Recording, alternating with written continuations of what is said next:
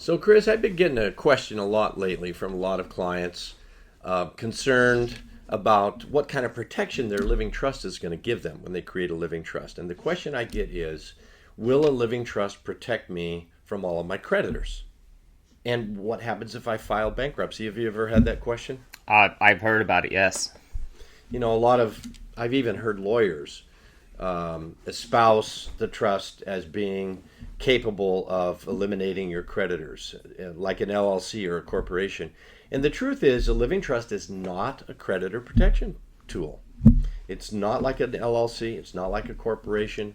If you have a living trust and you get sued, the creditor can, in fact, go after your assets in the living trust. And so you still have to pay your bills, you still have to pay your property taxes, or the state of California is going to come after you if you don't pay your income taxes. The IRS will come after you, and they can still go after assets in your trust. If you're in an accident, a creditor can still go after the assets in the living trust. Wow. So you still need to keep renter's insurance, all types of insurance, maybe an umbrella policy to give you extra protection, because the living trust is going to preserve your privacy and it's going to eliminate probate, but it doesn't really provide any creditor protection.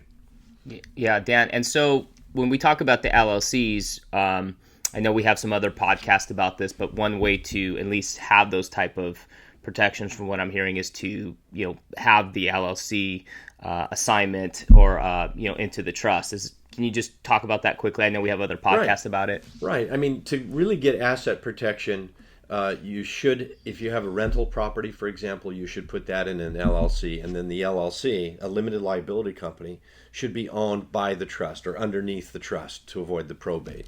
So that's the ideal, where you're using a living trust to preserve privacy and avoid probate, and inside of it is a limited liability company. That's where you get your asset protection.